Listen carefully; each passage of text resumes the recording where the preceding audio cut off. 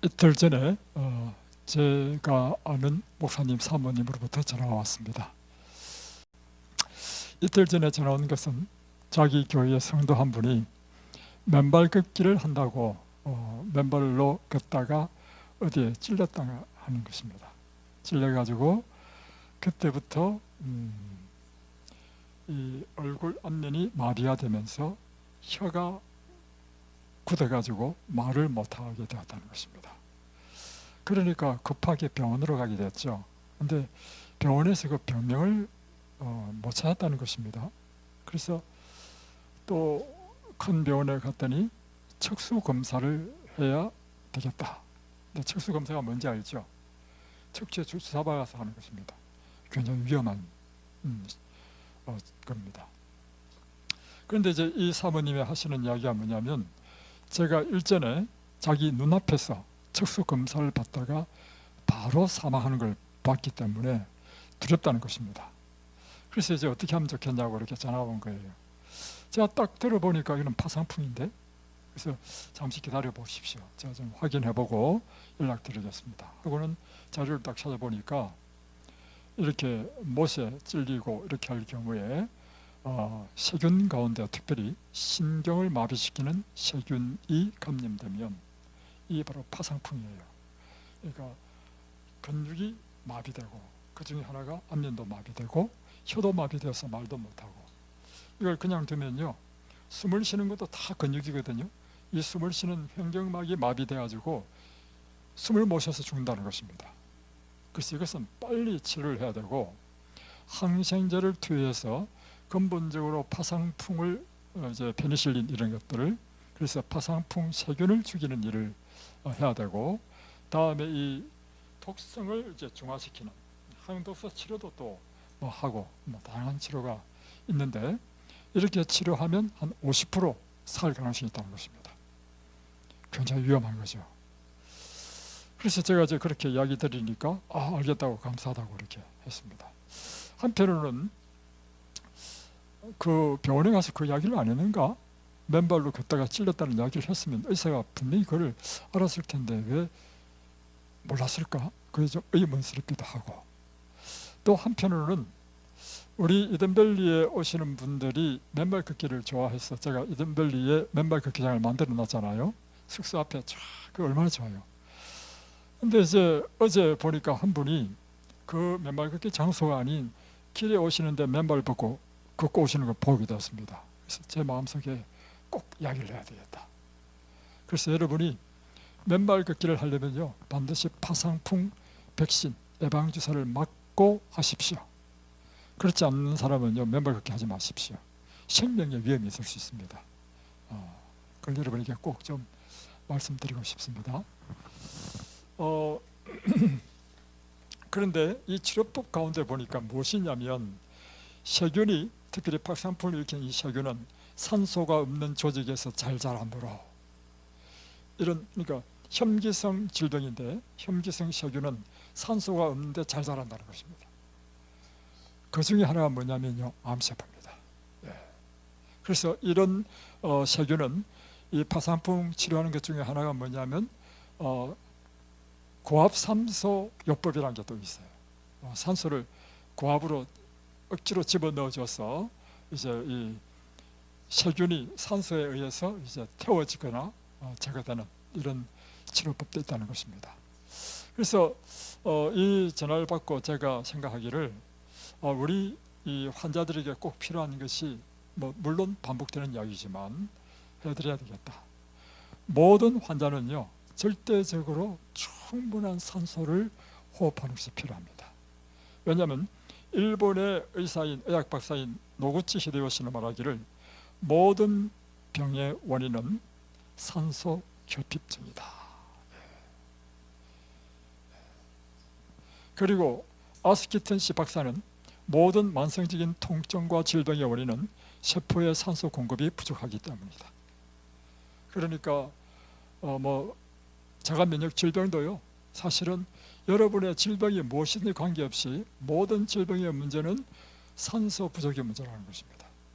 그래서 충분한 산소를 우리가 마셔주고 흡입하는 것은 모든 질병을 치료하는 데 굉장히 중요한 것이고, 특별히 암에 있어서는 절대적입니다. 암은요, 세포의 산소가 부족해지면 정상적인 세포가 암세포가 되어버립니다. 그래서 독일의 바르브루크 박사, 이분은 세계적인 암 연구 학자인데, 그분이 한 이야기가 뭐냐면 암 발생의 첫 번째 원인은 체내 산소 부족이다, 이렇게 이야기했습니다. 그리고 이 암에 전이되는 것도 세계 최초로 규명을 했는데, 스위스의 바젤 대학교 니콜라 아키토 교수가 그 연구팀이 이제 발견했는데, 이 원바람, 그러니까 첫 번째 생긴 1차 종양에서 그를 떠나가지고 다른 데 종양이 생긴 것이 전이잖아요. 이 원인은 산소 부족이라는 것입니다. 산소가 부족하면 이 암이 자꾸 이렇게 전이된다는 것입니다. 그래서 질문했어요. 그러면 원바람에 산소를 충분히 공급하면 이 암의 전이를 막을 수 있는가? 답은 그렇다 하는 것입니다. 그래서 여러분이 이 산소를 참 많이 마셔야 됩니다. 지난번에도 한 말씀 드렸듯이요, 여러분이 이곳에서 사는 생활하는 것에 굉장히 중요한 특권 중에 하나가, 이곳은 그 무엇보다도 여러분의 건강에 필요한 아주 좋은 양질의 산소가 있는 곳입니다. 그래서 특별히 이제 우리 건강에 좋은 곳이 해발 600 내지 700m 요 사이가 가장 우리 건강에 좋다고 하거든요. 그래서 해발 600에서 700 사이가 뭐 때문에 좋은가, 그걸 한번 찾아봤습니다. 찾아보니까 산소 농도가 가장 적당하다는 것입니다. 그리고 이제 이 지역은 미세먼지라든가 공장, 배출가스, 차량 배기가스 등 대기오염물질이 전혀 없는 곳이기 때문에 좋다는 것입니다. 그리고 또 자외선도 적당하다는 것입니다. 그러니까 자외선은 해발이 높으면 높을수록 자외선 강도가 세지거든요. 해발 600에서 700 정도가 일반적인 평지보다 자외선이 센데 그렇다고 몸에 해로울 만큼 세지는 않고 아주 우리 몸에 좋은 강도의 자외선을 쬐기 때문에 비타민 D 생성, 비타민 D는 또 우리 몸의 칼슘을 흡수를 돕고 그뿐만 아니라 면역을 강화시킵니다. 그래서 이런 것들에 좋은 점이 있고, 또 이 해발 600에서 700 요 사이는 기온이 이게 편차가 심해요. 낮과 밤의 차이가 심한데, 이럴 때 일어나는 것이 뭐냐면 우리 자율신경계의 조절 기능이 향상된다는 것입니다. 그러니까 춥고 덥고 할 때 우리 몸이 그걸 적응해야 되죠. 그러면서 좋아진다는 것입니다. 그리고 또 하나는 해발 600, 700 정도 있는 곳은 전부 다 숲이 있는 곳입니다. 그렇기 때문에 자연 환경이 수려하기 때문에 그 아름다움, 그리고 숲목들이 많기 때문에 스모크드레스부터 나오는 좋은 물질들, 피톤치드라든가 이런 치료하는 물질들, 어미온 이런 것들이 풍부하기 때문에 그렇다는 것입니다. 그래서 이제 지난번에 한번 말씀드렸는데, 이곳에 이제 폐폐쇄성 폐질환 환자가 이제 오게 됐죠. 근데 이 환자는 의사가 이야기하기를 당신은 다른 사람들은 당신 3개월 남았다, 1개월 남았다 이렇게 이야기할 수 있는데, 당신은 언제 죽을지 모르는 사람이다. 그것도 이야기해 줄 수 없는 사람, 환자다. 의사가 한 이야기입니다. 그러니까 당신은 지금 당장 집에 가면 식구들한테 유언을 해라. 이렇게 이제 사형 선고를 받은 사람이 왔습니다. 근데 이제 식구들한테 유언을 하니까 부인은 도망가고, 하여튼 그렇게 됐어요. 하여튼 참 어렵게 됐습니다.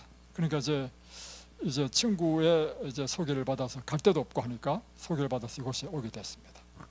올 때요, 자기 방에 별도의 산소 발생기가 있고, 다음에 코에 코치를 끼고 손으로 쥐고 다니는 이동용 산소 발생기를 들고 오는데요, 몇 발짝 걷고 나서는 쉬어야 돼. 또 몇 발짝 걷고 나서는 또 쉬어야 돼. 숨이 가빠가지고. 이곳에 와가지고요, 정말 놀라운 일이 일어났는데, 그래서 저는 그 모습 보면서 제가 사실 잘 모르고 그분을 받았습니다. 이런 환자들은요, 요한에서도 안 받는다네. 그리고 또 특별히 수동여대 요양병원 같은 경우에는 이런 사람은 1인실만 사용해야 된답니다. 다른 사람에게 피해를 주기 때문에. 저는 이제 뭐 경험이 없으니까 이제 또 생전 처음 들어보는 또 질병 이름이고, 그래서 이제 이 일을 하면서 제가 사실 경험들을 많이 쌓고 있습니다. 근데 이제 이번에 이곳에 있으면서요, 점점점 발전해가지고요, 산소 발생기 다 떼버렸어. 그리고는 자유롭게 이제 걷고, 나중에 농사일까지 도와줬습니다. 그래서 이제 근데 이분이 이제 이렇게 병이 걸린 이유는 다 있죠. 질병의 원인은 다 있습니다. 이분이 이제 대구에 있는 염색 공장에서 일을 하다 보니까 염색 화학약품을 만지다 보니까 그것을 흡입하게 되어서 폐폐쇄성 폐질환이 된 것 같아요. 이게 산재가 되는 것입니다. 산재에서 돈이 다 나와. 그런데 이제 6개월에 한 번씩인가 3개월에 한 번씩 가가지고 의사의 진찰을 반드시 받아야 돼. 그러니까 이제 이 사람의 고민은 뭐냐면, 자기가 점점 좋아지니까 산재가 또 안 될 수 있잖아. 이 고민이. 그래서 일단 갔어. 일단 그래도 딱 갔는데 이제 의사 면담할 거 아닙니까? 문을 탁 열자마자 의사가 깜짝 놀라면서 하는 이야기가, 당신 아직도 살아있냐고. 야, 이 사람이 이곳에서 건강히 살다가, 제가 이제 작년은 그러지 않지만 그 저작년까지는 어떻게 했냐면 12월 달에는 문을 닫았습니다. 왜냐하면 이 지역이 너무 춥잖아요. 춥고 추우니까 사람들도 별로 안 오고 이러니까 문을 닫았는데, 그래서 이제 그때 이제 11월 말에 이제 다른 데로 이제 보냈죠. 그러니까 저 살렘에 가게 됐습니다. 갔는데 그곳에서 그냥 감기가 걸렸어. 감기 걸려가지고, 이런 환자는 감기 위험하거든요. 그래서 이제 하여튼 어려움을 당해가지고 어디 하여튼 갔다, 수동 에덴 병원 갔는가 하여튼 이렇게 갔다고 이야기를 들었습니다. 그래서 제가 드릴 말씀은 무엇인가 하면, 이곳에서 가장 큰 여러분이 누려야 될 것은요, 공기입니다. 그리고 이 공기는요, 생명의 요소가 있습니다. 그래서 여러분에게 제가 계속 드리는 말씀이 뭐냐면, 옥에서 생활하라. 왜냐하면 여러분의 방 안에 있는 공기의 질은요, 여러분의 바깥에 있는 공기질보다도 못합니다. 그래서 또 하나는 건강생활의 지혜, 교회 정원, 가리법은 기별, 이런 걸 보면요, 계속해서 반복해서 나오는데, 이 옥 외에는 생명의 요소가 따라요. 생명의 요소. 여러분이 옥에 있으면 생명의 요소를 직접 받기 때문에 여러분의 건강의 회복이 굉장히 빠르다는 것입니다. 그래서 잠을 자더라도, 요즘은 참 좋아. 왜냐하면 안 추우니까.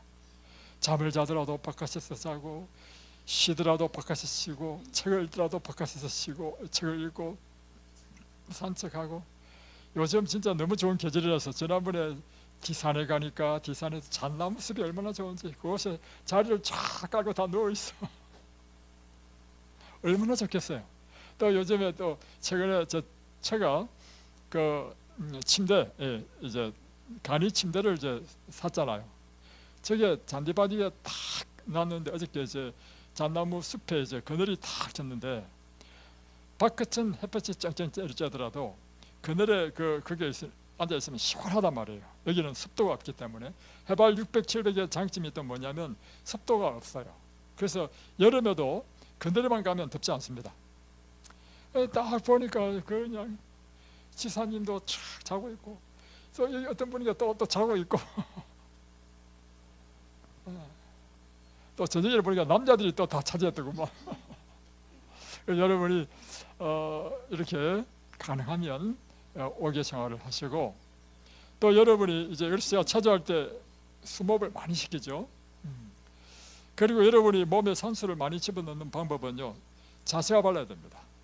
자세가 발라서 이 횡격막이 눌리지 않도록, 그래서 자유롭게 폐가 숨을 쉴 수 있도록 해주는 것이 중요하고, 다음에 폐 일부분만을 호흡하는 것이 흉식호흡이라죠. 깔딱깔딱하는 호흡이죠. 그러나 폐 전체가 호흡하는 것이 복식호흡이라는 것입니다. 그래서 배가 숨을 쉴 때마다 배가 불룩불룩 나왔다 들어왔다 할 수 있는 것이 복식호흡인데, 그렇게 여러분이 하시면 좋다 하는 것입니다. 오늘도 여러분, 아주 날씨 좋은 계절에 오신 여러분들, 오늘 이곳에서 이양하시면서 신선한 공기를 많이 들이마시기 바랍니다. 오늘은 성경 공부는 열왕기상 10장과 11장 솔로몬의 번영과 실패에 대해서 한번 보겠습니다.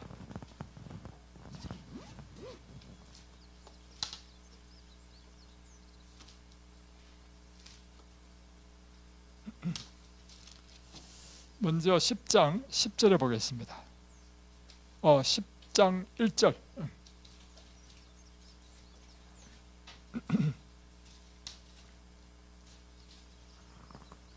열왕기상 10장 1절입니다. 스바야 여왕이 여호와의 이름으로 말미암은 솔로몬의 명성을 듣고 와서 어려운 문제로 그를 시험하고자 하여. 자, 스바야 여왕이 왔다. 스바라고 하는 나라가 그 당시 있었겠죠. 이 스바가 오늘날 어디냐 해서 사람들이 이제 두 가지 설이 있는데, 하나는 에티오피아, 오늘날 아프리카에 있는 곳이죠. 또 하나는 이 사우디아라비아 밑에 있는 예멘, 이것이 스바라고 이렇게 이야기됩니다. 이제 우리가 생각할 때는 바로 예멘, 오늘날 예멘에 있는 그곳이 바로 이 스바 여왕이 왔던 그 나라가 아닌가 생각이 듭니다. 그런데 이제 왜 왔느냐? 솔로몬의 명성이 막 자자해가지고 막 전 이 세계에 지금 솔로몬의 명성이 자자해, 지혜롭고 아주 정말 하나님께서 그를 영화롭게 한 왕이라고. 그러니까 하도 지혜롭다 하니까 내가 한번 시험해봐야 되겠다. 그래서 어려운 문제를 가지고 한번 내가 물어보겠다. 과연 지혜로운지 하고는 찾아왔습니다. 그것이 엄청난 글입니다. 그 글을 이제 수행을 데리고 왔는데, 2절에 보면 그를 수행하는 자가 얼마나 많았는지 심이 많고 향품과 심이 많은 금과 보석을 낙타에 실었더라. 그가 솔로몬에게 나와 자기 마음에 있는 것을 다 말하매. 자, 그러니까 이제 수행을 많이 데리고, 그리고 이제 올 때 이제 선물을 가져왔습니다. 향품, 심이 많은 금, 보석, 각양 보석, 이걸 낙타에 실어서 왔습니다. 그리고는 솔로몬에게 어려운 문제로 시험을 했단 말이에요. 천년계의 신비, 또 인생의 신비, 이런 여러 가지 이런 신비에 대해서 이제 그가 알 수 없는 것들을 물어봤겠죠. 그랬는데 3절에 보면 솔로몬이 그가 묻는 말에 다 대답하였으니 왕이 알지 못하여 대답하지 못한 것이 하나도 없었더라. 그래서 솔로몬이 묻는 것마다 다 이야기하죠. 하나님으로부터 지혜를 받아가지고 솔로몬이 모르는 게 없어. 그러니까 스바가 엄청 감동받았습니다. 그래서 4절에 보면 이렇게 됩니다. 여기에 대해서 이제 선지자왕 67페이지는 이렇게 표현했습니다. 여왕은 그와 더불어 자연의 신비에 대하여 이야기했고, 솔로몬은 그에게 지극히 높은 하늘에 거하시고 만물을 지배하시는 위대하신 창조주, 곧 자연의 하나님을 가르쳤다. 그러니까 이런 것을 계기로 해서 솔로몬이 한 것은 뭐냐면, 이 스바 여왕에게 만물의 창조주이시며 이 모든 만물을 다스리는 하나님을 소개하는 일을 했다는 것입니다. 그러니까 이제 스바 여왕이 그의 지혜에 감탄을 했죠. 4절, 솔로몬의 모든 지혜와 그 건축한 왕궁과 그 상의 식물과 그의 신하들의 좌석과 그의 시종들이 시립한 것과 그들의 관복과 술관원들과 여호와의 성전에 올라가는 청계를 보고 크게 감동돼요. 6절, 그러니까 이제 그의 지혜뿐만 아니라 그가 건축한 그 궁도 보고, 다음에 신하들이 쫙 있는 거 보고 하여튼 모든 것에서 막 엄청 감동을 받은 것입니다. 그리고 6절, 왕에게 말합니다. 왕께 말하되 내가 내 나라에서 당신의 행위와 당신의 지혜에 대하여 들은 소문이 사실이로다. 제가 진짜로 이야기를 들은 것이 진짜이군요, 이 말이에요. 내가 그 말들을 믿지 아니하였더니 이제 와서 친히 본즉 내게 말한 것은 절반도 못되니 직접 와보니까 내가 들은 말은 실제에 비하면 반밖에 안 된다는 것입니다. 당신의 지혜와 복이 내가 들은 소문보다 더하도다. 복되도다 당신의 사람들이요, 복되도다 당신의 이 신하들이요, 항상 당신 앞에 서서 당신의 지혜를 들으미로다. 그러면서 9절에 보면 이 스바 여호와가 어떻게 이야기하느냐, 이 중요합니다. 당신의 하나님 여호와를 송축할지로다. 여호와께서 당신을 기뻐하사 이스라엘 왕위에 올리셨고 여호와께서 영원히 이스라엘을 사랑하심으로 당신을 세워 왕으로 삼아 정의와 공의를 행하게 하셨도다. 자, 이 스바 여호와이 이와 같은 놀라운 솔로몬의 영광과 지혜를 보고 한 말이 뭐냐면, 당신의 하나님이 여호와를 송축할지로다. 이게 무슨 뜻이에요? 이 모든 것의 근원은 하나님이시다. 그러니까 이것은요, 무엇을 의미하냐면 솔로몬이 그의 모든 태도와 행동과 말에 있어서 자신의 위대함, 자신의 지혜를 말한 것이 아니라 언제나 하나님의 위대하심과 하나님께서 나에게 지혜를 주신 것과 모든 일에서 하나님을 높이었다는 사실입니다. 그러니까 이것을 다 본 다음에 스바 여호와가 계속 들은 말은 뭐냐면 하나님 하니까 스바 여호와도 자신도 모르게 하나님을 찬송하는 거예요. 중요한 것입니다. 그러니까 이때까지만 하더라도 솔로몬은요, 굉장히 겸손한 사람이었고, 그는 온전히 하나님을 의지하는 사람이었고 하나님께만 영광을 돌리는 사람이었다는 것입니다. 자, 다음에 그래서 이제 10절에는 이제 스바 여왕이 가져온 선물들을 드리는 것입니다. 심야는 향품, 보석, 또 금을 얼마 드리냐면 120달란트, 엄청나게 많은 것입니다. 120달란트 다 들었다는 것입니다. 그러니까 13절에 솔로몬이 또 스바에게 또 답례품을 또 준 것입니다. 그래서 스바 왕이 구하는 대로 다 주고 그뿐만 아니라 또 더하여 주었다, 이렇게 표현됩니다. 그리고 14절에 보면 솔로몬의 영광이 어땠는지, 1년 세수가 금 666달란트라 했습니다. 이거요, 오늘날 시세로 따져보니까요 몇십조예요, 몇십조. 다음에 18절, 왕의 궁전은 상하 궁전이었다. 상하로 큰 보좌를 만들고 또 정금으로 입혔다. 21절, 왕이 마시는 것은 다 금그릇이었다. 23절, 솔로몬 왕의 재산과 지혜가 세상의 그 어느 왕보다도 컸다. 그리고 26절, 솔로몬의 병거와 마병을 모음에 병거가 1400대요 마병이 12,000명이라 쭉 나옵니다.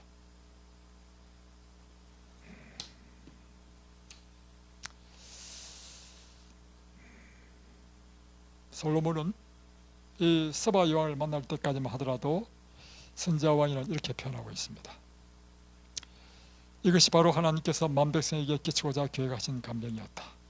그리고 천하 열왕이 하나님께서 솔로몬의 마음에 주신 지혜를 들으려고 왔을 때 솔로몬은 한동안 공손하게 그들에게 천지의 창조주요 우주의 통치자요 전지하신 하나님을 가리킴으로 그분을 영화롭게 했다.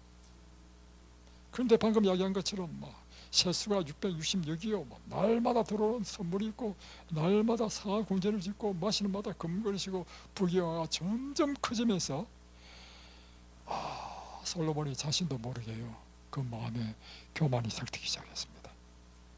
그래서 선지자왕 68페이지는 가장 위대한 자리에 올라가 온갖 부에 둘러싸인 솔로몬은 아찔해져서 균형을 잃고, 사람이 높아지거나 부귀가 높아지면요 자신도 모르게 달라집니다. 지난번에 김선만 목사님이 하신 말씀이 인상적이었는데, 그분이 북한에서 농사 기술을 가르쳐주는 일을 해가지고요 북한 사람한테는 그분이 영웅이 되었습니다. 그리고 이제 북한이라 하는 특수한 지역에 이렇게 봉사하면서 복음을 전하는 사람은 김세만 목사님밖에 없었기 때문에 막 대총회도 불려가고 하여튼 잘 나갔단 말이에요. 그러니까 항상 자기가 공항에 딱 도착하면 차가 딱 대절해 있고, 김세만 목사님 하시는 이야기 뭐냐면, 나도 모르게 내가 변했는데 다른 사람은 다 아는데 자기만 몰랐대. 또 어느 날 연합회 한 목사님이 목사님 좀 변했습니다 이런 말을 하더래. 자신은 그 이해를 이해가 잘 안 되더래. 아니요, 한국에 있는 그 북한 농사 가르치는 김사 젊으신 분이 계십니다. 뭐 지금 젊다들 지금 50대야.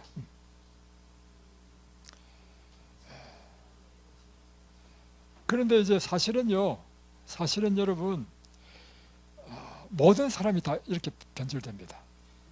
한 사람도 빠짐없이. 그래서 보십시오.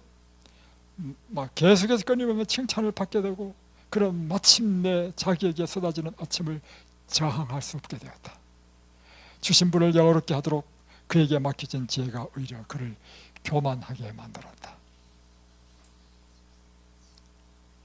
그러니까 이제 솔로몬이 이제 성전을 지었을 때만 하더라도 어떤 마음으로 지었습니까? 그 마음에는 하나님의 영광을 위해서 지었단 말이에요.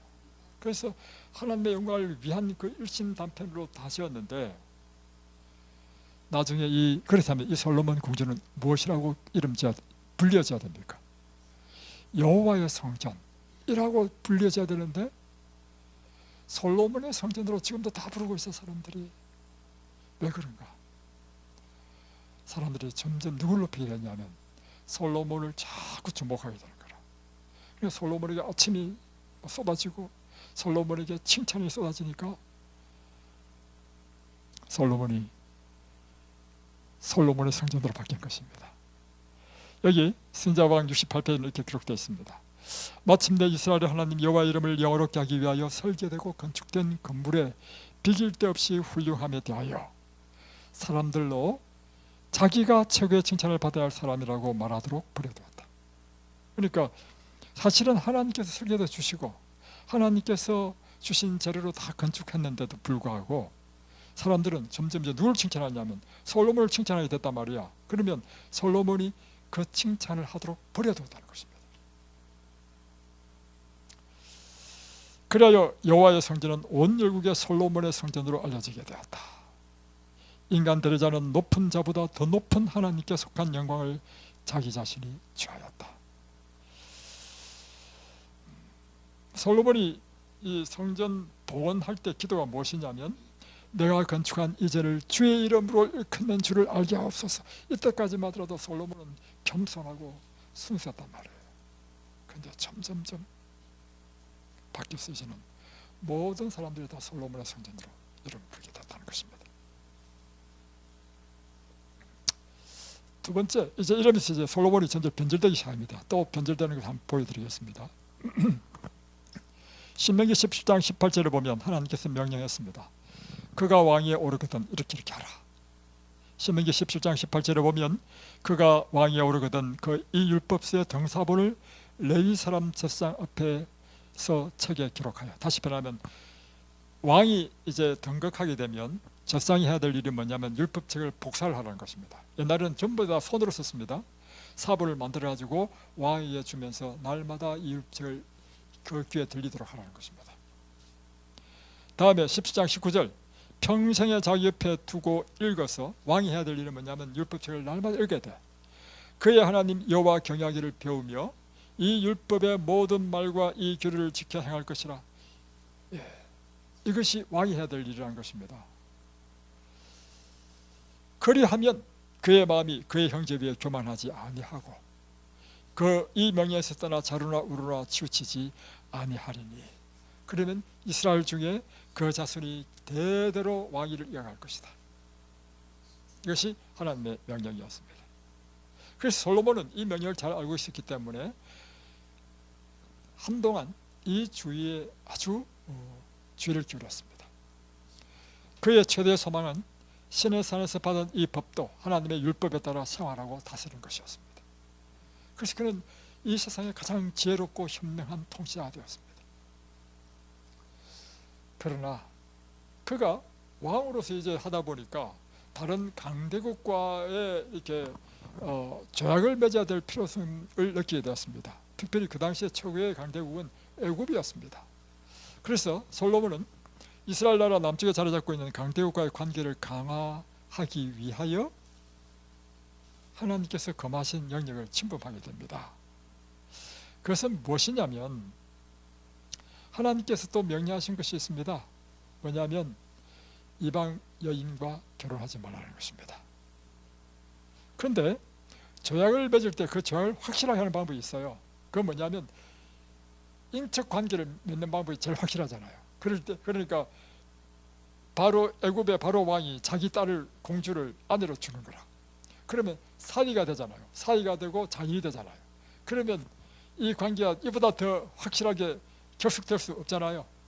그래서 공주를 주고 결혼하니까 또 왕은 또 뭐였냐면 애굽의 왕은 자기 딸의 결혼 예물로 어디야 거기가 게셀을 침략해가지고 가나안 사람을 다 죽이고 그 성읍들을 몽땅 다 솔로몬에게 줘. 그러니까 솔로몬의 입장에서는 딸과 결혼하면서 있는 이익이 많죠. 특별히 제일 강대국인 애국과 이제 서로 화친하게 되었고, 그뿐만 아니라 자기가 안 해도 되는 그 가나안 땅을 다 점령해가지고 그 성들을 다 주니 그 나라가 부강하게 된 것입니다. 그래서 그로 인해 지중해 연합을 따라서 그의 나라는 분명히 매우 강성하게 된 것입니다. 그러니까 누구도 다 좋아했겠어요. 이스라엘 백성들도 다 좋아한 거예요. 그런데 이 솔로몬에게요, 그의 기호란 뭐냐면 내 욕망, 이 이성, 하나님께서 가르치신 이 율법이라든가 이런 원칙보다도 더 우시해지고 점점 자기도 모르게 자신감이 더해감에 따라서 솔로몬은 여호와의 목적을 자신의 방법으로 수행하고자 한 것입니다. 그래서 이제는 애국뿐만 아니라 이웃 나라 여러 나라들과 정치적, 상업적인 동맹을 체결하게 되고, 이렇게 하면서 이제 솔로몬의 처음 생각은 뭐냐면 이런 이방 나라에 대하여 하나님에 대한 참 지식을 전할 수 있으리라고 생각했습니다. 그리고 이렇게 하면서 또 뭘 하냐면 그 나라의 또 공주들을 또 자기 아내로 다 맞이하면서 이제 그 조약을 더 확실하게 했죠. 그런데 솔로몬은 처음 어떻게 생각했냐면 그의 지혜, 그의 모본으로 통해서 그 이방에 온 공주들은 다 이방 나라의 우상을 섬기는 사람이란 말이에요. 그들이 내 가마에 의해서 다 하나님을 믿는 사람으로 다 돌아오리라, 이렇게 생각한 것입니다.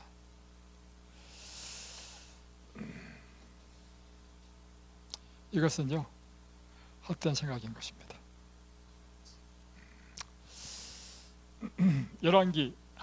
열왕기상 11장 2절 한번 보십시오.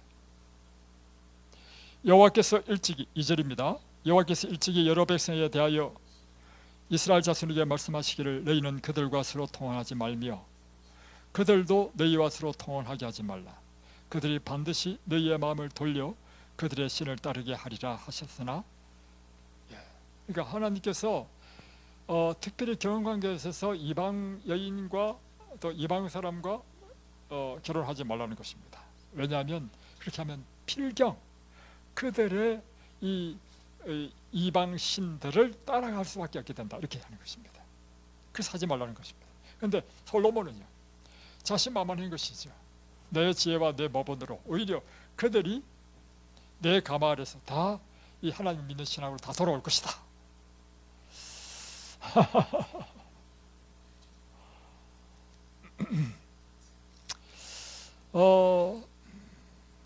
솔로몬은요, 자기가 이방 동맹자들의 가마를 저항할 수 있을 만큼 충분히 강하다고 생각했는데 그것은 그의 오산이었습니다.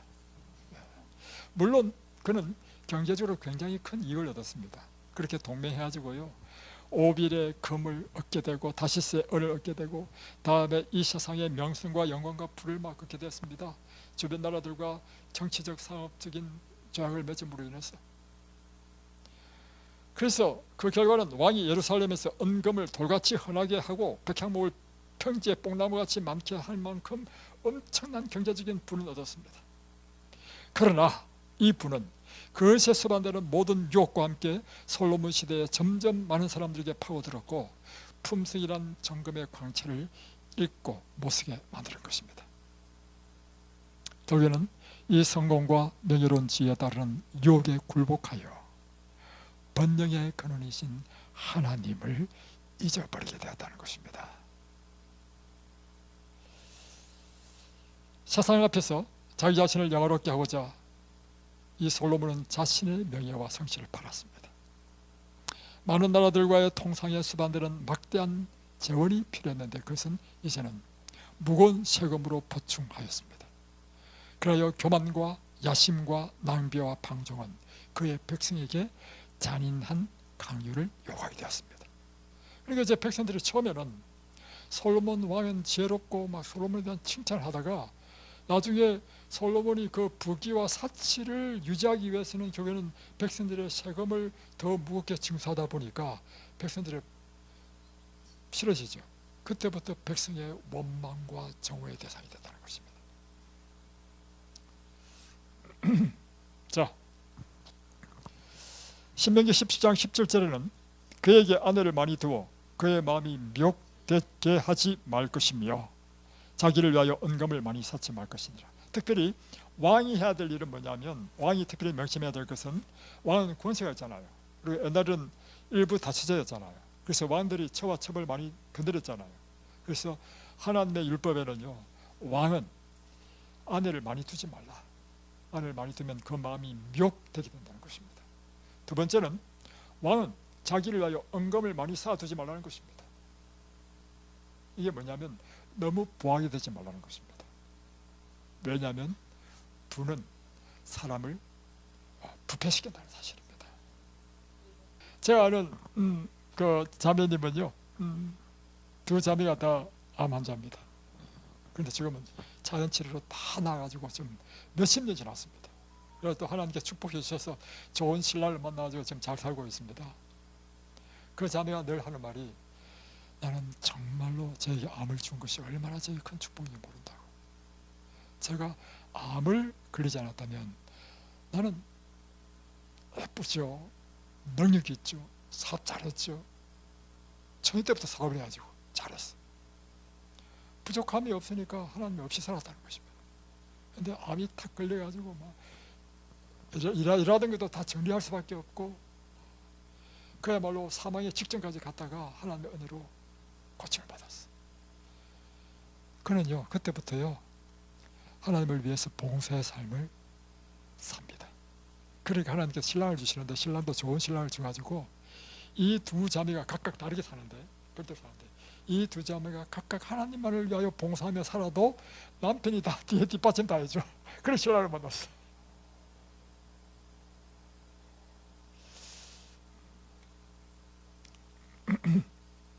솔로몬은 아름답고 매력적인 여인들을 애굽과 베니게와 에돔과 모압과 다른 많은 곳에서 데려왔는데 그 수는 수백 명에 이르렀다.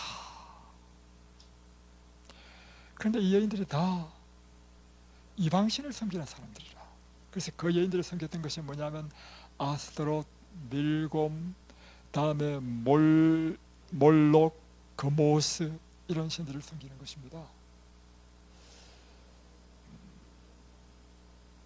그런데 왕은 그들의 미모에 홀려서 하나님과 자기 나라에 대한 의무를 게을리하였다. 그뿐만 아니라 이 여인들이, 그래서 후궁이 700명, 첩이 300명, 3000명이나 되는 것입니다. 이 여인들이 왕의 마음을 돌렸습니다. 나중에는 이 성경 11장에 보면요, 그가 우사에게 절을 하고 예루살렘 성전 맞은편 감람산 꼭대기에 또 그 몰록 또는 아사로 이런 흉측한 우상을 세우고 산당을 만들고, 그곳에서 몰록 같은 경우에는요, 아이를 제물로 바치는 아주 그 저질스러운 종교입니다. 그것까지 했다는 것입니다. 솔로몬이. 아니, 어떻게 이렇게 타락할 수 있는가? 여러분, 이 솔로몬의 생애를 통해서 우리가 확실히 깨달을 수 있는 것이 있는데 무엇인가 하면요, 여러분 자신을 절대로 신뢰하지 마십시오. 오늘 여러분이 찰떡같이 여러분 자신은 자신할 수 있다고 할 수 있지만요, 절대 사람은 자기 자신을 자신할 수 없습니다. 솔로몬 보십시오. 우리는 한순간도 하나님을 의지하지 않으면요, 얼마나 타락할 수 있는지 그 모본을 이 솔로몬이 보여주는 것입니다. 번영에는 위험이 도사리고 있다. 각 시대를 통하여 부와 명예는 항상 겸손과 영성을 해칠 위험이 달한다. 부와 명예는요, 우리 마음을 자동적으로 교만하게 만들어요. 그래서 겸손, 영성을 해쳐야 된다는 것입니다. 그래서 여러분, 부유한 사람은요, 영성이 높을 수가 없습니다. 왜냐하면 자기도 모르게 자기 마음에 하나님보다도 재물을 의지하는 마음이 있기 때문입니다. 영성이란 전적으로 하나님만 의지하는 생애를 살 때 점점 영성이 깊어가는 것입니다. 그래서 옮기기 어려운 컵은 빈 컵이 아니라 가득 찬 컵, 그래서 균형을 잡고 조심스럽게 움직여야 할 가득 찬 컵이 가장 옮기기 어렵다는 것입니다. 고통과 역경이 슬픔을 가져올 수는 있으나 영적 생애에 가장 위험한 것은 번영이다. 우리가 고통과 슬픔은요, 오히려 우리를 하여금 하나님께로 나아가게 합니다. 그래서 사실은 그렇습니다. 아담과 하와가 범죄했을 때 하나님께서 아담과 하와에게 마치 저주와 같은 선을 하신 것이 있습니다. 이 땅에는 가시와 엉겅퀴가 날 것이며 여자는 해산의 고통을 당하고 남자를 사모할 것이며 남자는 종신토록 수고하여야 내 식물을 먹으리라. 얼마나 큰 저주로 여겨집니까? 그것이 축복이라는 것입니다. 범죄한 인간은요, 언제나 우리 마음에 교만과 부패의 마음이 있기 때문에 우리 삶의 고통과 어려움이 있어야만이 우리 자신을 하나님께 의지하는 인생이 되게 한다는 것입니다. 그래서 하나님께서 그렇게 한 것은요, 저주가 아니라 죄인에게 주신 하나님의 축복, 그것입니다. 그래서 오늘 여러분이 편안하게 살려고 하는 생각 버리십시오. 그리고 언제나 내가 하나님을 의지할 수 있는 상태에 드는 것. 자, 질문해 보겠습니다. 여러분 자신을 언제나 하나님을 의지하는 상태에 들 수 있는 방법이 무엇일까요? 첫 번째, 여러분 아플 때 그렇습니다. 그렇다고 여러분이 늘 아파서 살면 되겠습니까? 안 되죠. 그러니까 여러분, 내가 아파서 하나님을 의지할 수밖에 없는 상황에 두지 마시고, 내가 건강함에도 불구하고 늘 하나님만 의지하고 살 수밖에 없는 것이 있습니다. 여러분이 하나님의 일을 하게 되면 여러분은 하나님을 의지하고 살 수밖에 없습니다. 왜 그런가? 제가 해보니까요, 하나님의 일은 우리 힘과 우리 재주와 우리 지혜와 우리 능력으로 할 수 있는 일이 아니라 전적으로 이것은 하나님의 신이 우리에게 임하셔야만 할 수 있는 것이라, 하나님께서 우리에게 능력을 주셔야만 할 수 있는 것이라. 자, 그래서 제가 경험해본 바로는요, 교회를 개척하고 해볼 때마다 막막한 거야. 이게 방법이 없어. 이든벨트도 마찬가지입니다. 제가 어떻게 표현하는지 아십니까? 이든벨트도 완전 천수답이야. 하늘에서 비가 와야 돼.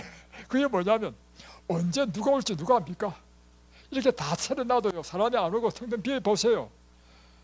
그거 얼마나 어렵겠습니까? 그러니까 우리가 하나님을 일을 하게 되면 일어나는 일이 뭐냐면, 제가 교회 개척할 때도 마찬가지예요. 다음에 영혼에게 성경을 가르칠 때도 마찬가지예요.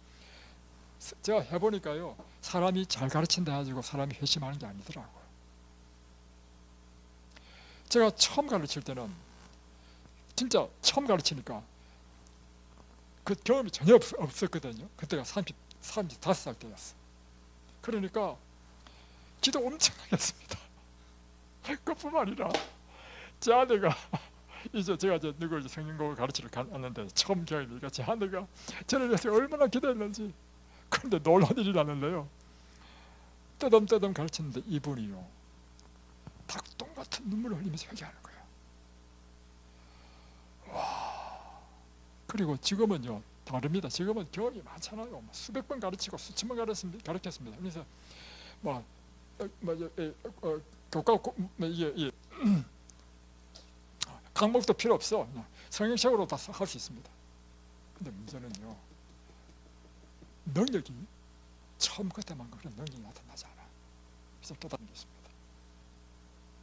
하나님의 일은요, 경험, 지식, 재주, 기술 이런 것이 달리지 않다. 전적으로 하나님의 능력에 달렸구나. 그래서 여러분이 언제나 하나님을 의지하며 살 수 있는 비결은요, 여러분이 하나님의 일을 하며 살면요, 여러분은 언제나 하나님을 의지하며 살 수밖에 없습니다. 그러나 반대로 여러분이 그냥 편하게 살고 크루즈 여행 다니고 이렇게 하면요, 하나님 의지할 필요가 없어. 그렇다면 그게 이제 나쁘다는 말은 아닙니다. 정죄하는 건 아니고요. 그래서 여러분, 하나님 백성들이 끊임없이 하나님의 뜻에 복종하지 않는 한 우리는 성화되지 않고 이 번영은 우리를 교만과 오만으로 이끌어간다는 것입니다. 그래서 여러분, 우리가 겸손의 골짜기를 걷는 것이 참 중요한 것입니다. 여러분, 그래서 우리는 날마다 하나님을 배워야 됩니다. 날마다 자신을 부인해야 됩니다. 날마다 하나님의 뜻을 따라 살려고 우리 자신을 쳐서 복종시키는 것입니다. 그리고 언제나 예수의 마음을 본받는 것입니다. 예수님께서는, 우리의 모범이신 예수님께서는 이럴 때 어떻게 하셨는가? 언제나 예수의 마음을 품고 살게 되시기 바랍니다. 우리는 오늘 솔로몬의 번영과 실패를 통해서 우리 인생이 정말 하나님 앞에 승리하는 비결을 배우게 되었습니다. 언제나 하나님을 의지하시기 바랍니다. 기도하겠습니다.